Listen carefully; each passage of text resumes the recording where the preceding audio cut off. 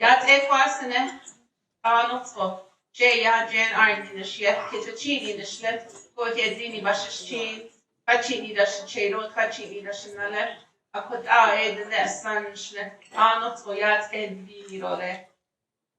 EG of Katigibi at home, Head Pass Okagi, the city of Fort Collins natural areas.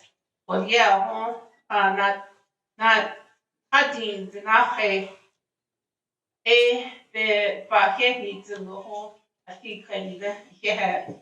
Yat ecco scindi in che sul luogo ada idiaro le do nasco ne je hojon bio kafo le. Good evening everyone. My name is Jan Iron and I am the net or Navajo as we are referred to. My clans are Red House, born for the water flows together, and my maternal grandfather is Red Street into the Water Clan, and my paternal grandfather is also Red Street into the Water Clan. This is our formal way of introduction in my Diné culture. On behalf of the City of Fort Collins Natural Area's 30th year anniversary, I am honored to share a land acknowledgement with you today. The purpose of these statements is to show respect for the Indigenous peoples and to recognize their enduring relationship to and respect for the land and everything within and upon it.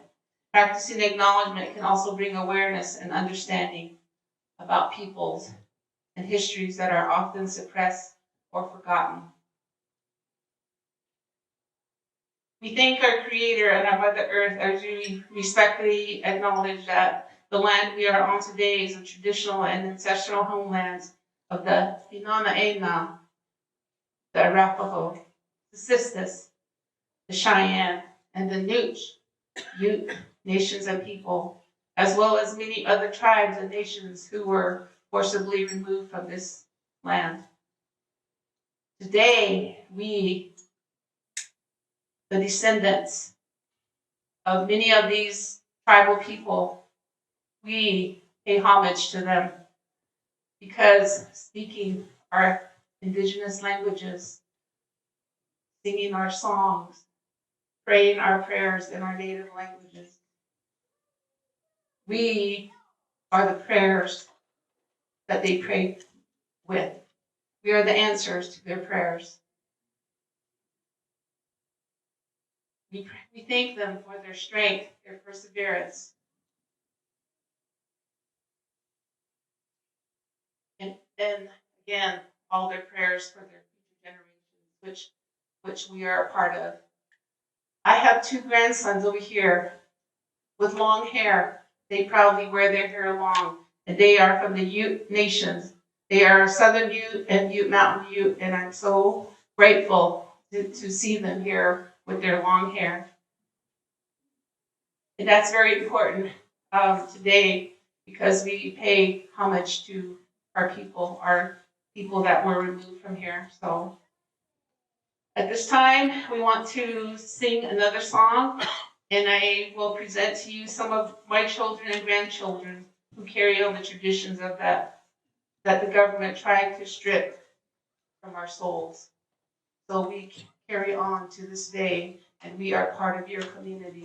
And we thank Natural Areas for inviting us here. And we wish them the very, very best and thank them for taking care of Mother Earth.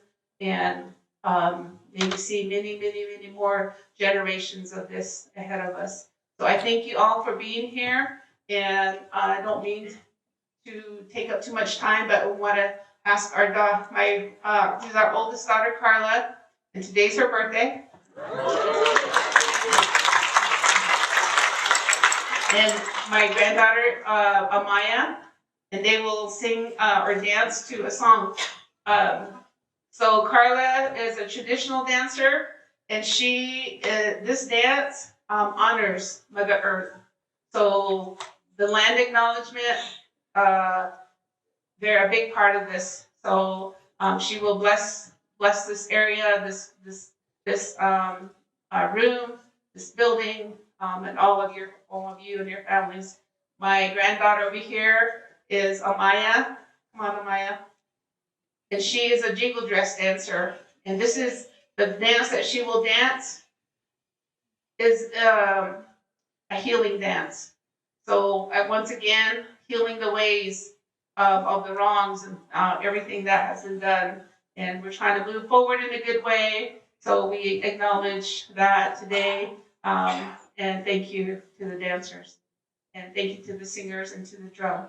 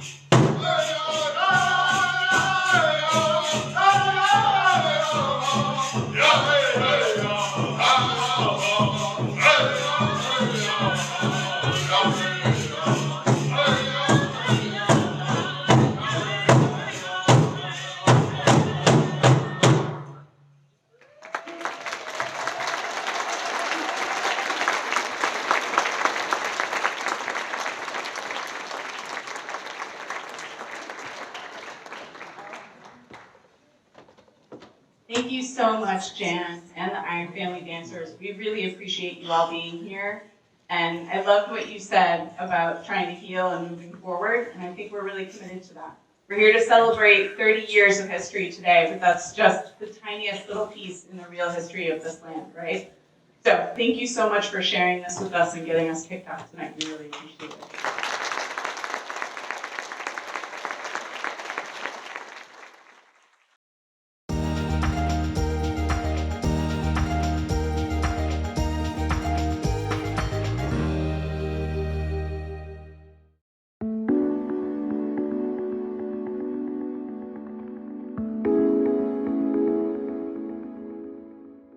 Hi, I'm Kelly Olson, a longtime resident of Fort Collins. Celebrating Natural Area's 30th year in Fort Collins is a very significant event for our community and wildlife. In 1992, a very small but committed group of residents sought to expand the city's open space program. That small group advocated for natural areas, collecting signatures to put a natural areas measure on the ballot. It wasn't a popular idea at the time, compared to today, where natural areas and open space measures receive up to 90% approval from the Fort Collins community. The ballot measure in 1992 and in subsequent elections expanded the city's and county's ability to conserve land. Today, the Natural Areas Program has conserved over 55,000 acres for the benefit of wildlife, native plants, viewsheds, and the people that support them. For example, at Soapstone Prairie Natural Area, we have introduced the black-footed ferret and the bison. The restoration at Coyote Ridge has benefited many species, including grassland birds and pollinators. Thanks to the Fort Collins City Council, Fort Collins became a certified bird city, which is an amazing accomplishment. The conservation of lands and the work Natural Areas staff is doing directly benefits wildlife. Conserving land benefits us all and will continue to for the next 30 years and beyond. Thank you, Fort Collins voters, and all who have made this possible.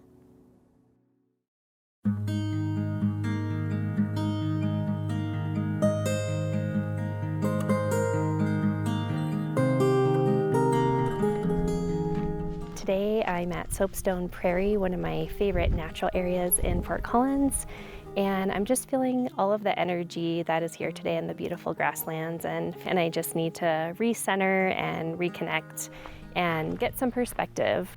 You know, we're not in this alone, that the animals and plants are doing this life with us, and so I think for me, especially as a person of Indigenous descent here in Colorado, I know that I'm not doing this alone. I'm very connected to the land that we're all a part of. So I would say the biggest gift that we get from being outdoors is just that reconnection when we're having a tough day. I think there's a lot of people that are realizing how access to the outdoors is not equal for everybody. Not everybody has the chance to come get the benefits from being outside. And so I think a lot about how could we make natural areas more accessible to youth of color, to low-income youth. Making sure that every single kid has the opportunity to visit natural areas would be a great goal to have. We forget that important justice element of what natural areas can really do for people, going back to them being therapeutic. For us to reconnect with our own lands as Indigenous people or people of Indigenous descent is probably the most healing thing we can do for ourselves. I believe the land doesn't forget us, even across all of the hundreds of years of ways in which Indigenous people were disconnected, forced out of these areas. And so there are many, many groups that were using this land and still use this land. So really just making an intention to seek the voices that haven't been represented, making sure that we get the full story of the land, because we just have such a partial understanding of everything that happened here.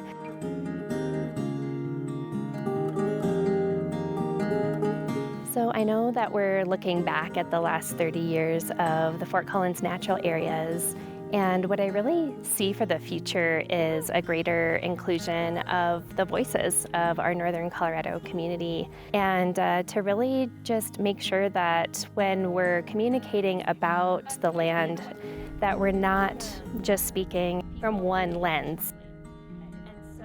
A statement, I think, for a place like the city of Fort Collins to provide so much intention around conserving the natural areas that surround our city.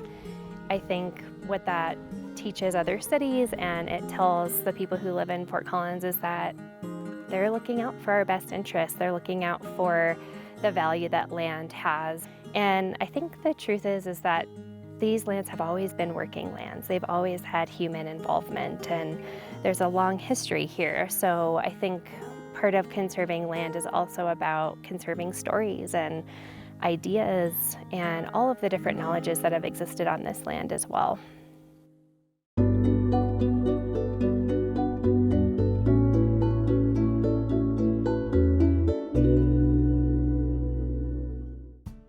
Well, it's kind of hard to believe that the 30th anniversary of the natural areas is coming up, but it's been fun to reflect on all the changes that have occurred in the natural areas during that time.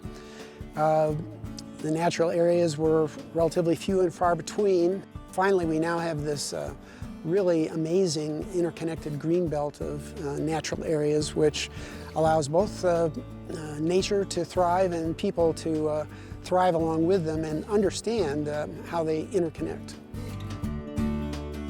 Yeah, my role with the natural area programs has been twofold. Originally it was called the Master Naturalist, and that has evolved now to Volunteer Naturalist. But the goal was to educate people who had an interest in nature so that they could create programs or at least volunteer to talk about programs. And that all interested me as being a former teacher and a biologist and so on. Fortunately, later on, they needed some visual signage to go with the natural areas. And so I was able to use my skills as a graphic artist and an illustrator to create some of the signage. So I've enjoyed both those aspects of my Master Naturalist career. So one of my first signs to do was Cattail Chorus. It was either the first or one of the very first signs that Sue Kenny, who was kind of the initial head of the Master Naturalist program, wanted me to create. And so we actually came out to the Cattail Chorus area, took a look at the pond, and of course she had a vision for some of the kind of elements in terms of animals and birds and that she wanted on there. And then it was up to me to kind of put it together. And I can remember working in my basement, creating the painting, because usually I'll use traditional media like acrylics and mixed media and so on.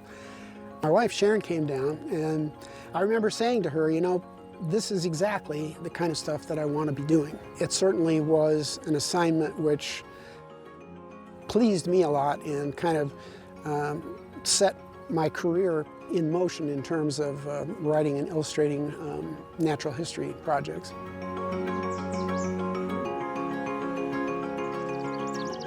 One of the things that inspires me in looking at things in nature is to take a peek at things which maybe everybody doesn't take a peek at.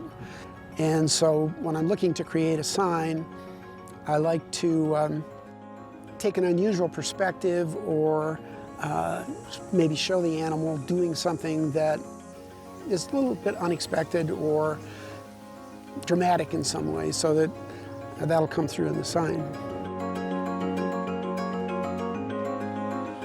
Well, it's always kind of fun to see a design or an image that I've created and actually see it in place. And for a great many of the signs, I get a chance to see a lot of them. For others, I may not come across them until weeks or months later. But it's always a surprise, and it's always fun, and it's good to know that you know, the vision that you had in creating the sign is something that might inspire somebody else to travel more trails as a result. So it's gratifying. The legacy that the natural areas leaves, I think, for the future is amazing, because It was hard initially to convince people that it was a good idea to buy property, for example, so close to Wyoming or in widely scattered areas. But it really was an amazingly good choice because it combines some of the necessities of finding ways for wildlife to live and thrive in the area along with people. And the taxpayers saw the value in this, and they helped raise the money to make this a possibility. So I think the long-range benefits are going to go well into the future, and it's comforting that some people had a vision to look that far in the future to make that happen.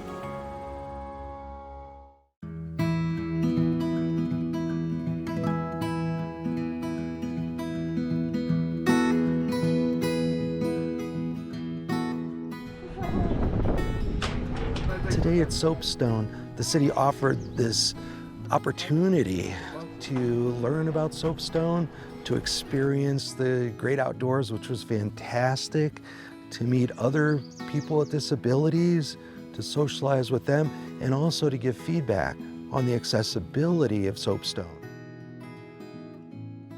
Accessibility to places like this is really important, just for emotional well-being, for just being inquisitive, learning more about the flora and fauna of our area around.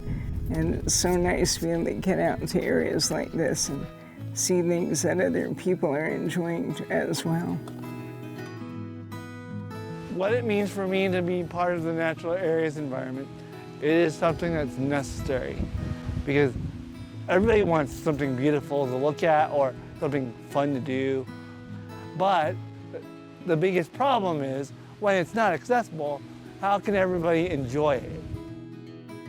The feedback that we got at Soapstone is really great and useful for us. Specifically, I think in the short term, we're going to do some work on tables, signage, and then long term, it's going to help us just build an understanding of how to make sites more accessible and welcoming. So I thought it was pretty great that your team was brave enough to get in a chair and try and roll up a hill. It's one thing to design for accessibility, it's another thing to try and do it in a wheelchair.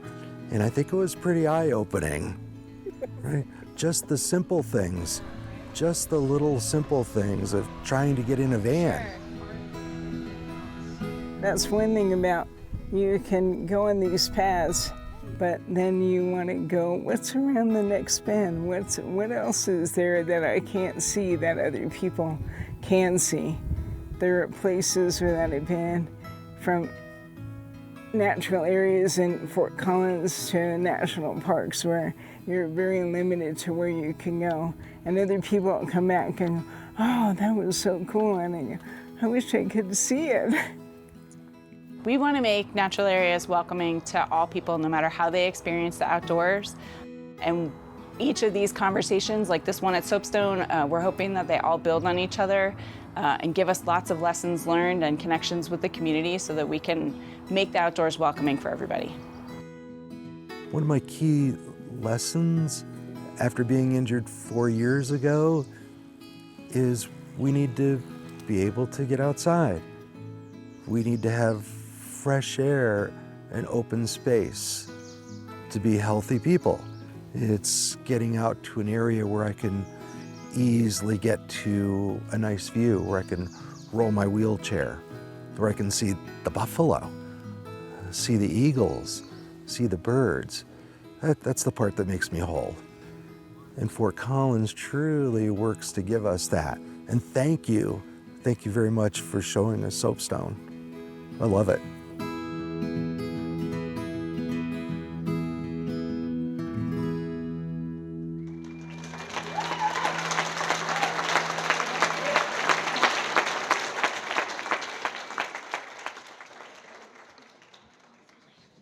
So I'm really sorry, that video was not up to date. We had a closing just today for 1,500 Acre Ranch in partnership with Larimer County and City of Loveland and Kevin Sawyer.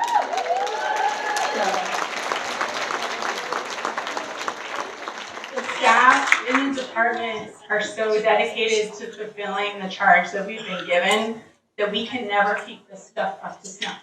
This just came off the presses like 2 days ago and it's already out of date. I think that's awesome.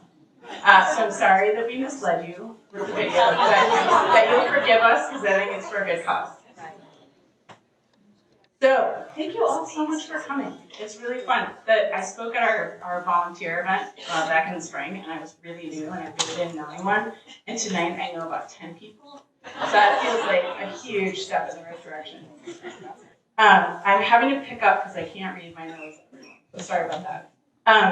We have been so busy in natural areas, and we could have done a 30-hour video and not even touched all the great work that gets done. But I hope that each of you in all the parts of the program tonight will find some place where you contributed to this. This is a celebration of the work of all of you. It's a celebration of the work of very few in 1992 who brought a dream into being, and it's a celebration of all of you.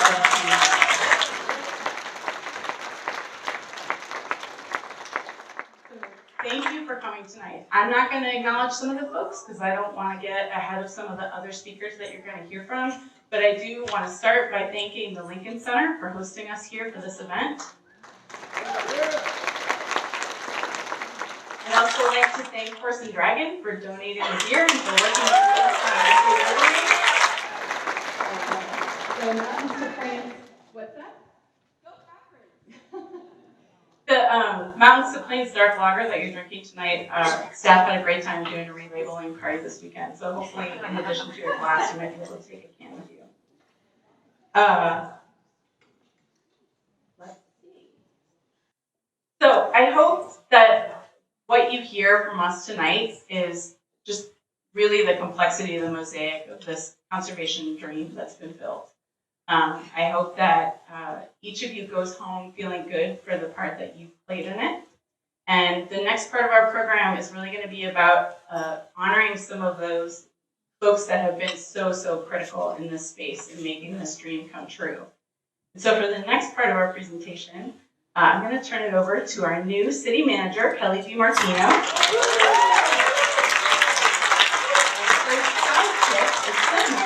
There he is, our Natural Areas Manager Emeritus, Mark Sears.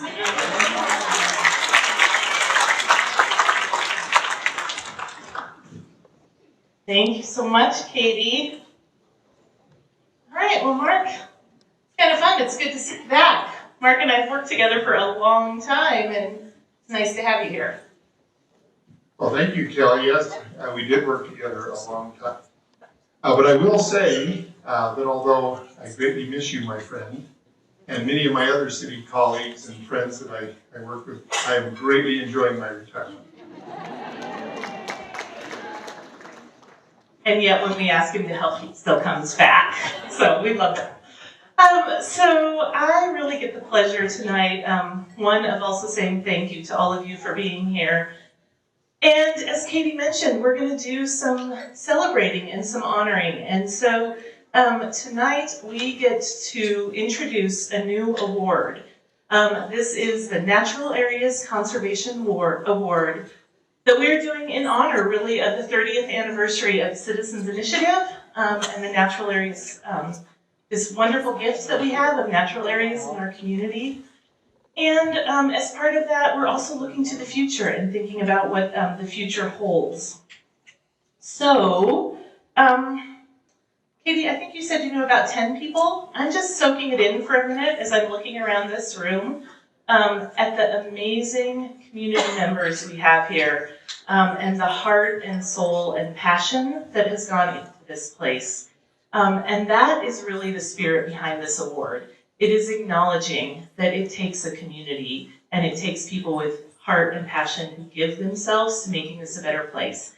And tonight we are going to get the privilege of recognizing someone who has done that in amazing ways.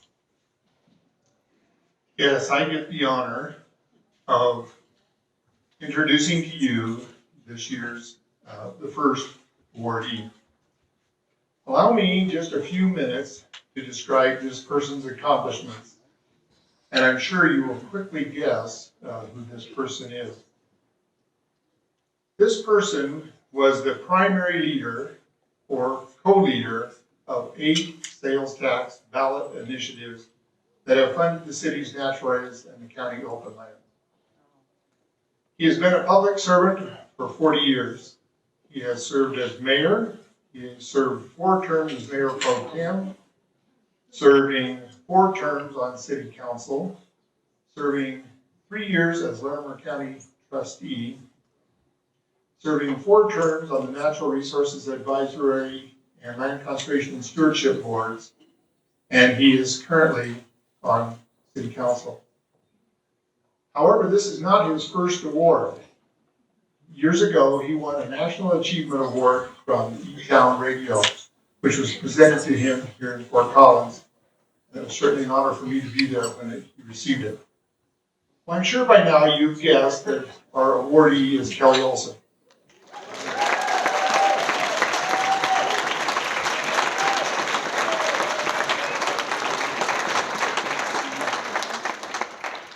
Kelly is the key figure in the story of natural areas in Fort Collins. I personally refer to Kelly as the father of the natural areas program. I'm also very fortunate to call him my friend. And I greatly admire Kelly and all that he has done over the 40 years of his public service for the city, the county, the region, and especially land conservation. I greatly admire his persistence and his stamina for his advocacy for land conservation and also for the incredible 30 years of sales tax funding that has made the Naturalist program a national leader in land conservation and stewardship. Please help me bring Kelly to the stage and for him to accept his National Areas Conservation Award.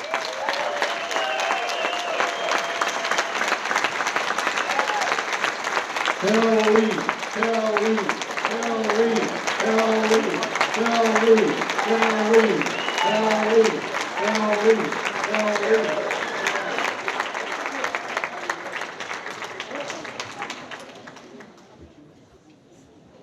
You're welcome. All right, I'll get out of the way and let you get some pretty pictures of that.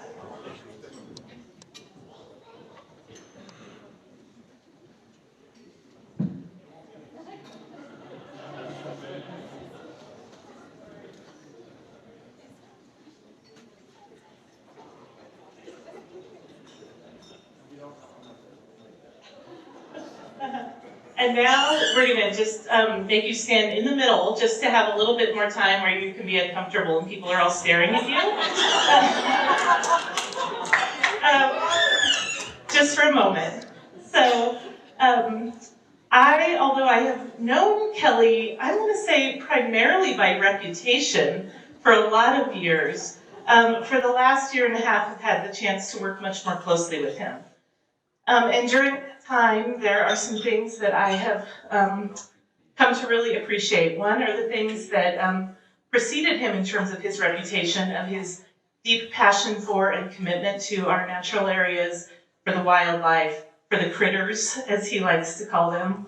And one of the things that has been just so much fun and such a pleasure is to also get to know how much he loves people and asking for their stories. And Kelly knows more about so many people and has so many stories. Every time it's like a little history lesson when we get together. And so Kelly, I just appreciate the way that you, again, care about this community and all that you have done. And so before I turn this over to you to spend some of that time talking about this story, we have one more little surprise and one more little twist. And that is that although Kelly is the first recipient of this award, there will be other recipients someday. And when they receive the award, they will be receiving the Kelly Olson Natural Areas Conservation Award.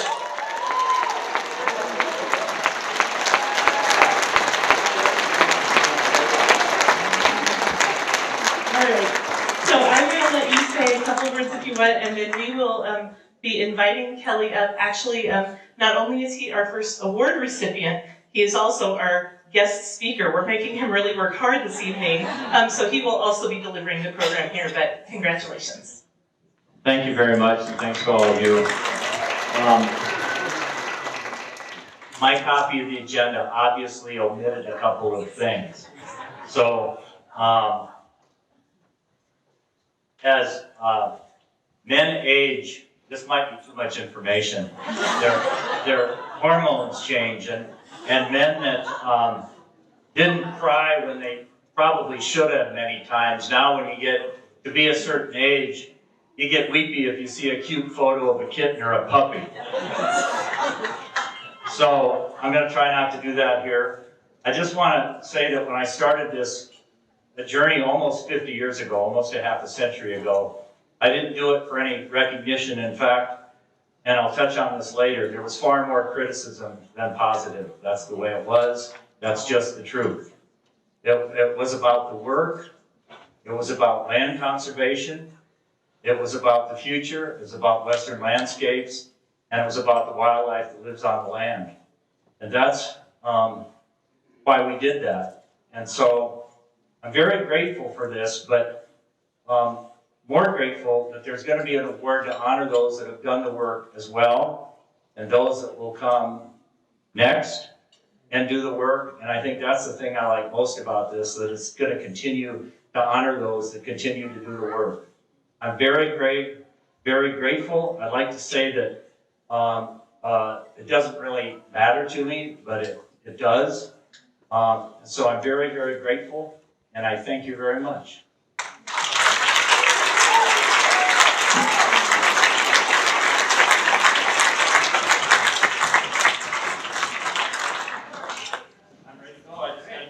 He's got to go get his notes for his real speech. He was really involved in planning this event, everybody, but we totally fooled him. I didn't know the game. And it was pretty cool. If those folks don't know, a lot of the folks sitting there with Kelly are folks that were here in 1992, and I know he's going to acknowledge them, but I also want to acknowledge them, that Kelly was not alone, although maybe he was at the front and the loudest. But there are a lot of people that have pulled this together, and we appreciate all of you. Thank you, and that previous part did not count against my time that I was allotted. First, I need to address the elephant in the room, my sartorial splendor. Can you see me? Too much? Okay. So, I was taught by strict nuns, which in the 1950s and 60s in Iowa was redundant.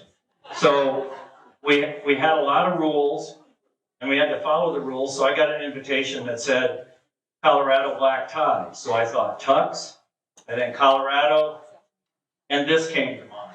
So that's actually how it happened. It made sense at the time, and it's not easy to get a camouflage tuxedo. I asked for a stationary mic, but I didn't get that, but I'll try to do my best with these things. I asked if I could do most of the thank yous this evening, and I'm glad they let me do that. If I forget any individual group, it's not my intention. And I apologize if I forget anyone that I should mention. If after each group introduction, please follow my cue and applaud enthusiastically. This is a thank you and a celebration. So please stand or wave when I call your name, or both, so you can get the acknowledgement that you deserve. I'll start with current elected officials, and I don't know where they all are tonight, but I'm going to lead with Fort Collins, and this evening we have with us Mayor Pro Tem Emily Francis. Somewhere back there, they're hiding back there, and Council Members Tricia Canonico and Shirley Peel are back there as well. There's Shirley over there, and Mayor Arndt, Council Members Gutowski and Council Members Pignataro could not be here this evening, but they send their best wishes and thank you all. Then we have the current Larimer County Commissioners, John Kafalis, Kristen Stevens, and Jody Shattuck McNally. I can't clap, so I'm trying. And then did former County Commissioner Jen Duval make it tonight? She was on the RSVP list, so she sends her regrets as well then. And then I have as possibly here former Fort Collins mayors and city council members. Mayor Susan Kirkpatrick, Mayor Ray Martinez, Mayor Wade Foxell, I saw Wade, and City Council members Gina Jeanette, Chris Evelyn, I know these folks are here. Hi. Hi. Scott Mason, David Roy, Lisa Papa, Ross Kniff, Melanie Padiandi, and also Alan Knapp and Eric Hamrick had to cancel today due to illness, so they would have been here. Did I miss any former city council members or mayors? Because I don't want to. Oh, I saw Marty earlier. You were on my list. Marty Fudge. Thanks for coming. Current and former Natural Resources Advisory Board and local conservation and stewardship board members. I should see some familiar faces on this one. Please raise your hand, and there's a lot of them in the audience. I see like 2 dozen hands. Current and former city and county staff and management, including City Manager Kelly DiMartino, City Attorney Carrie Daggett, Chief of Police Jeff Swoboda, and incoming Larimer County Sheriff John Fayen. And I don't know that we've ever had the incoming sheriff or the sheriff and the chief of police at a natural areas event like this, so grateful for that. And I hope it's not a message to me. And former city manager Darren Abberry could not be here, but he sent a very warm message to all of the natural area staff, so I want to acknowledge that. My apologies to all of the other executive lead team and other people, because that I'm not going to go through all the names due to time, but I saw about 20 of you here, and I'm very grateful that you showed up. I'd like to give us a special shout out to the former natural areas directors. Tom Shoemaker could not be here tonight, but he was the original director and responsible for many of the natural areas that we enjoy. And then and then John, the water wiped everything away, so I'm winging it here. And John Stokes, former director, who, in my opinion, along with the county, led the charge on the beer that we're drinking tonight, the Mountains to Plains project and Soapstone and all of that, was a major player. That's not the only thing, many other things, but I wanted to give a shout out there. And former acting director who did a very good job, Zoe Sharp. And the ever-present and optimistic Mark Sears, who's in the back along the wall. And then current and former, and there's a lot of you in here, natural areas and Larimer County open lands volunteers. Anybody that's ever volunteered, I know that you're in here. And then anyone that helped, this will be a mouthful, and this one I have to read. In the 1985, some of you are here, I talked to you earlier, Fort Collins Corridor, 1992 and 1997, natural areas, 1994, 1995, 1999, and 2014, help preserve open spaces, the 2002 Open Space Yes, and the 2021 Hughes campaigns. Please raise your hand if you worked in any of those campaigns.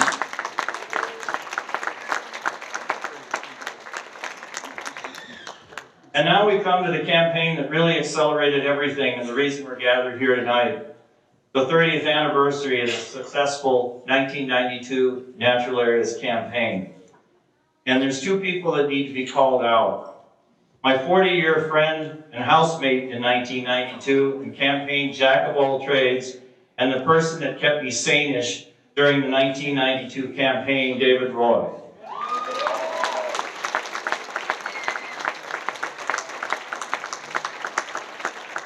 And the famous undergrad student, the second student to call me, and the one that hung around for the campaign, First Grady Candler called me to see if I would be willing to do a fall citizen initiative for natural areas. I was rather busy at the time, and then he had to suddenly move out of state. Then I got a call from another student to encourage me to do it, and we got together a couple times. And I anticipated, and I think I was promised, an army of students. It turned out to be an army of one. So, yeah. And so I just want to say for the young people here or the older people here, that one phone call changed local history, or those 2 phone calls changed local history. I had planned on trying to convince the council to put a referendum on the ballot in the spring of 1993, and if not, to do an initiative in 1993. And I really was involved in 6 other campaigns at the time, but it seemed like a good idea to add a 7th. We had a vote at my household of 13 supporters. The vote was 10-3 not to do it. Because, and I'll get to that in a bit, of why they wisely said not to do it, because of the time crunch. But I'd like to introduce a person who proves when in doubt, make the phone call, send it, or now, the people I work with, send a text or an email, because you just don't know what will come from it. Carl Nyland. In from Massachusetts, by the way. So thank you, Carl. And now I have to tell the Carl story. Sorry, Carl. It never grows old. So Carl was an undergrad student, and I said, Carl, we need a banner. You know, like a banner, like this, and we need it in a couple days. So he gets there, and this is why I wanted to stab at Mike, but he gets here, and I could get this in my pocket. He pulls this out. And I go, is that the prototype? And he goes, and it is the banner. And I said, is it the That's it. People have these banners covering walls up at this political event. And I said, is that the prototype? And he said, no, we only had $97. And I went in and said, give me a banner that $97 will buy. It's a true story. And you can take that home maybe for historical purposes tonight. And now, recognition for 2 people who to call in the dynamic duo would be a dramatic understatement. They make my campaigning seem low-key. First, Kaylin Cameron, who launched the first, we'll applaud in a minute. Put slide 4, go ahead. First, Kaylin Cameron, who launched the first new county open space tax campaign in 1994, and was joined by Linda Stanley in 1995, co-leading the open space victories of 1995, 1999, and 2014. Kaylin also played a major role in land conservation as Larimer County's first open lands manager.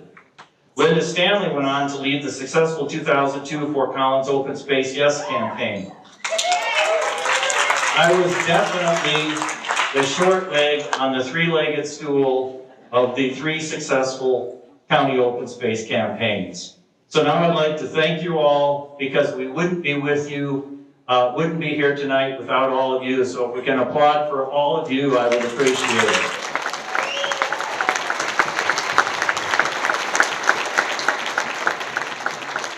Now I'd like to just touch on a little history, because people seem to find it interesting in the past, and a little look to the future, and it won't take long. The roots of this local movement date back to 1966, 1967, and 1968. When I was 15, 16, and 17 years old, and took off with a brother and a couple friends to do 10,000 miles. My mom, my loving mother, by the way, would probably be spoken to by the authorities. I didn't even have a driver's license. I wasn't old enough. We did 10,000 miles through the West and the Canadian Rockies.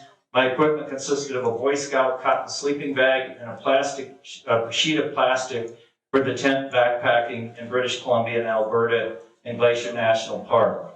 So that was the beginning of falling in love with the majesty of the Rocky Mountains and of the habitat and of the wildlife, and that's why we went.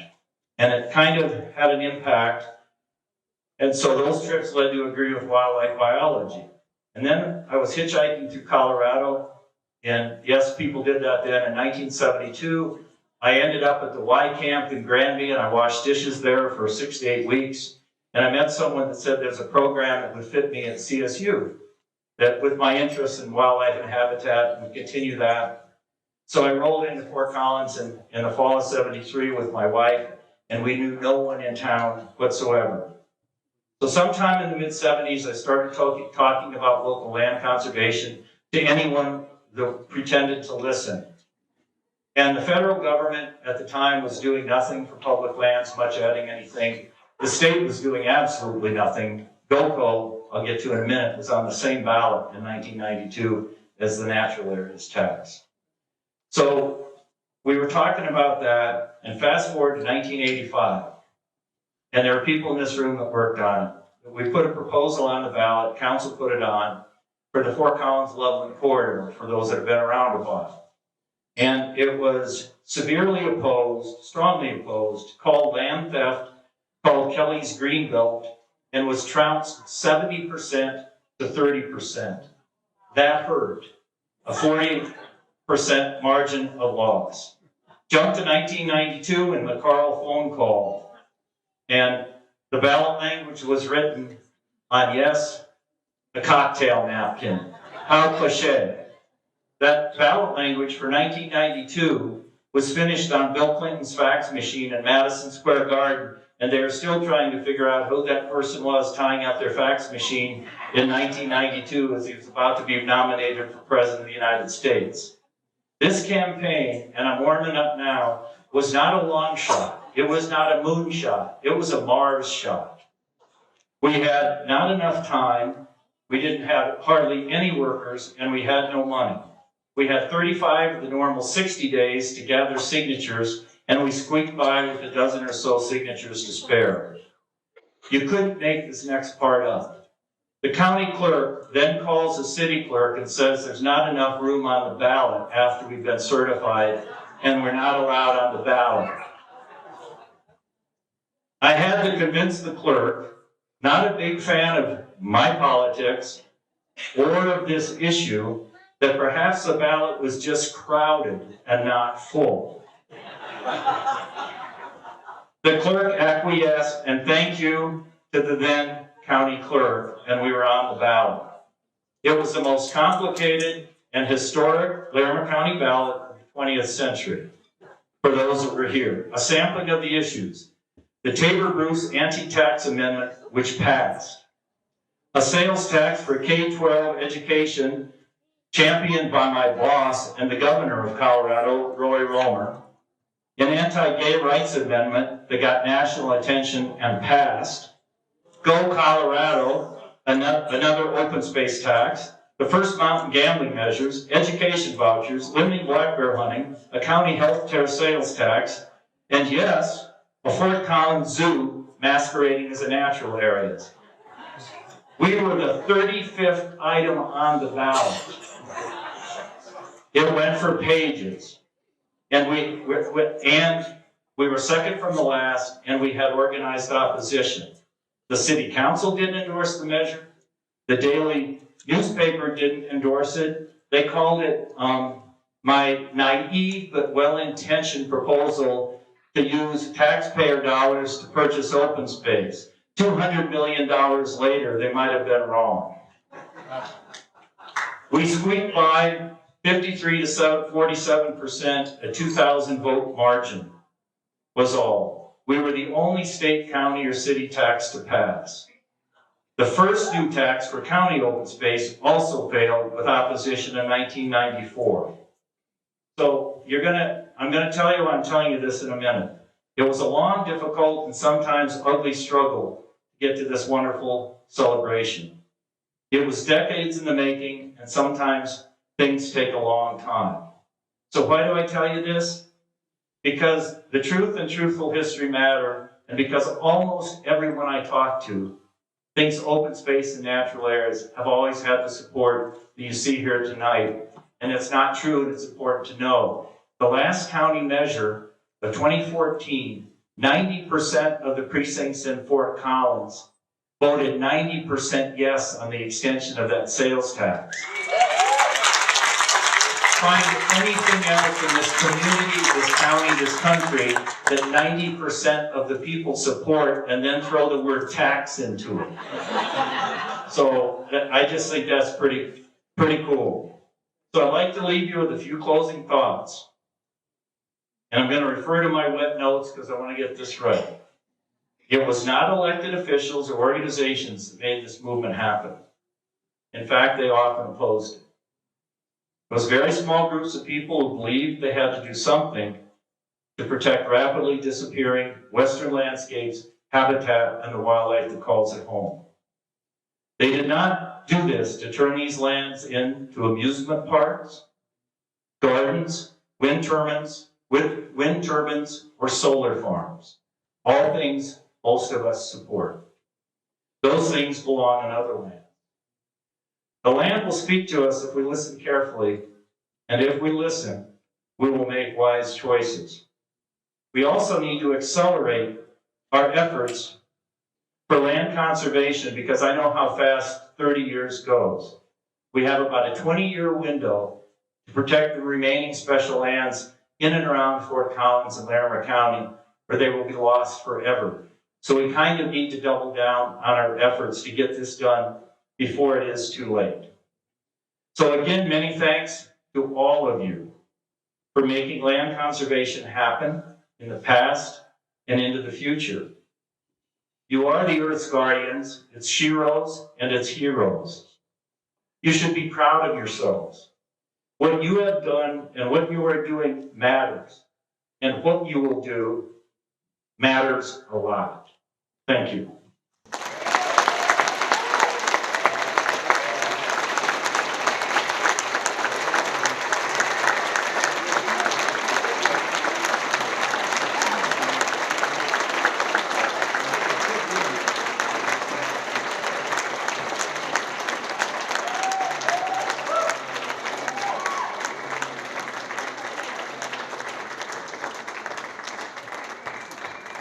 Thank you so much for that, Kelly. I think the story that he tells about the change that's come through this community that was driven by a very small group of people is really compelling.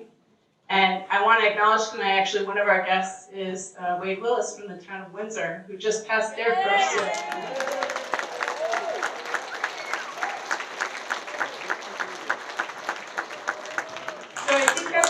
Mention because this movement that started, that's here in Fort Collins, that's in Larimer County, it's inspiring other places.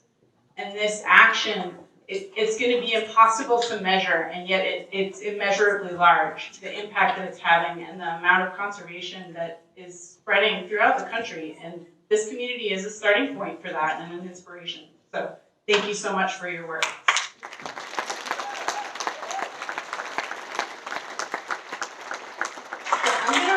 Up because you've all been sitting very patiently and kindly, and thank you for that.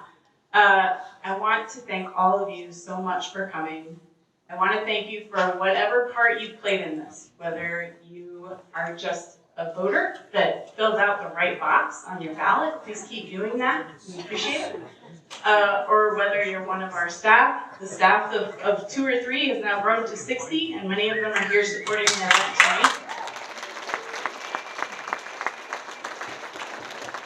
I want to thank our city leadership and all of the folks that Kelly already mentioned for coming and just being present to show your support, and our volunteers and all of the people who give a piece of themselves to make this conservation story happen.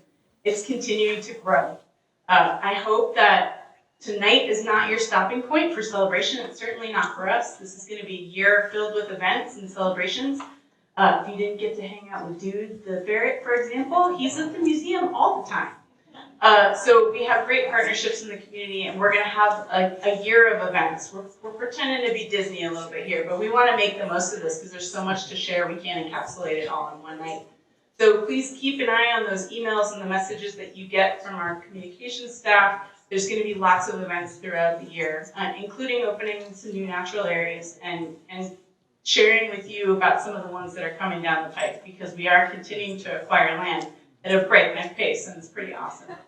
So I really look forward to being here with you and helping us move forward, and thank you, all of you, for what you've done to get us here tonight.